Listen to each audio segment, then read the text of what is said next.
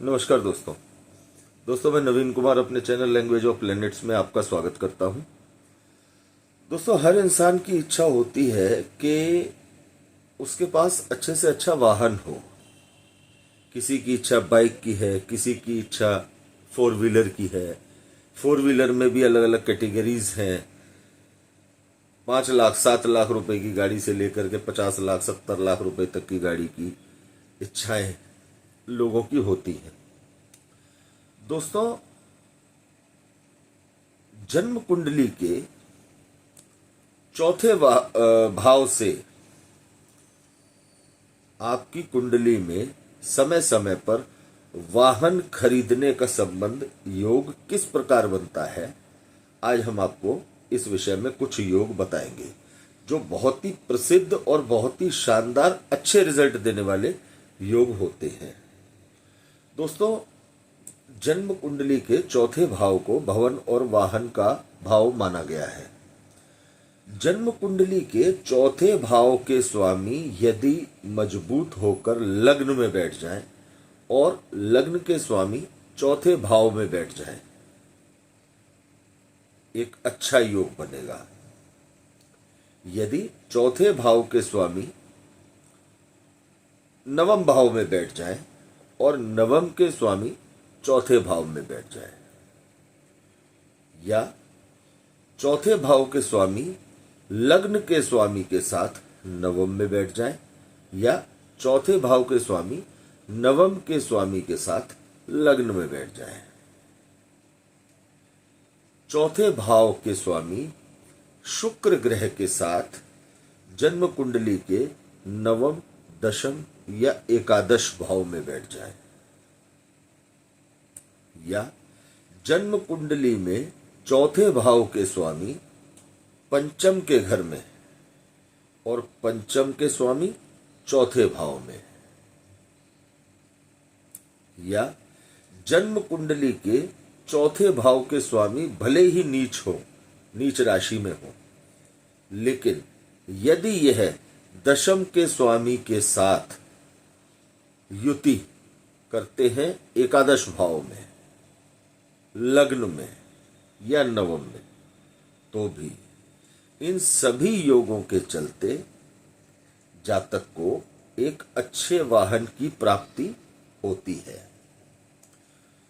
दोस्तों, जन्म कुंडली में माफ कीजिएगा दोस्तों, जन्म कुंडली में इस तरह के जो योग होते हैं, ये समय समय पर गोचर में जिस प्रकार ग्रह गति करते हैं उस हिसाब से ये योग बनते और बिगड़ते रहते हैं।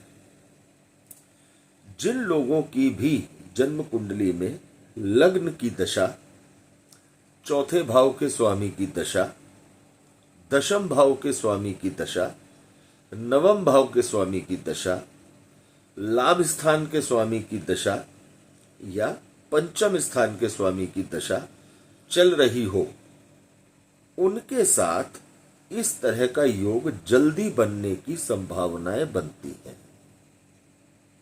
गोचर में जैसे ही चतुर्थेश आपकी कुंडली के लाभ स्थान के, लाभ स्थान के, लग्न के, नवम भाव के, दशम भाव के या पंचम भाव के स्वामी के साथ अच्छी स्थिति में गोचर करता है, तब ये संभावनाएं प्रबल बनाता है एक अच्छे वाहन को खरीदने की। ऐसा बिल्कुल नहीं होता कि यदि चतुर्थेश नीच राशि में है तो बहुत से लोगों की मान्यता होती है कि आप वाहन नहीं खरीद सकेंगे, आपको वाहन खरीदने में दिक्कतें आएंगी। ऐसा नहीं होता है।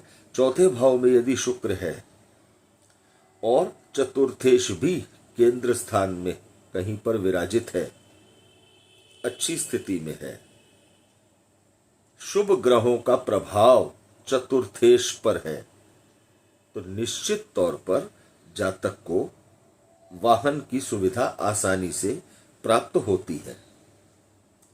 यदि चौथे भाव के स्वामी के साथ शनि का संबंध बन जाए या चौथे भाव के स्वामी शनि होकर शुक्र के साथ बैठ जाए, तो जातक को मनपसंद वाहन खरीदने में विलंब हो सकता है, समय लग सकता है, उसे काफी टाइम इंतजार करना पड़ सकता है।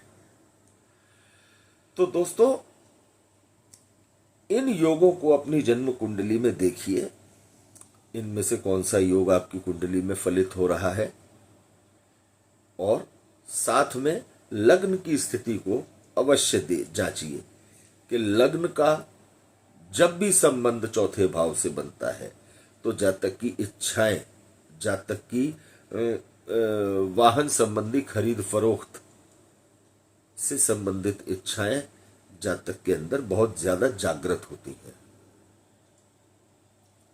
दोस्तों, इस तरह के योग थोड़े थोड़े समय के लिए बीच बीच में बनते हैं। यदि आपकी अच्छी दशा अंतरदशा चल रही है तो आप उसमें जांचें। यदि आपके मन में किसी वाहन को खरीदने की इच्छा बलवती है, आप कोई वाहन अच्छा खरीदना चाहते हैं, तो आप अपनी जन्म कुंडली में जो भी आपकी दशा चल रही है उस दशा में चतुर्थेश का अंतर देखिए।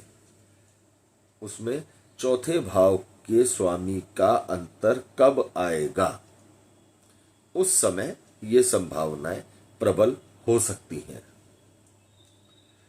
ऐसी स्थिति में जन्म कुंडली में यदि देवगुरु बृहस्पति की स्थिति भी मजबूत होती है तो जातक को वाहन खरीदने के लिए धन की व्यवस्था आसानी से हो जाती है।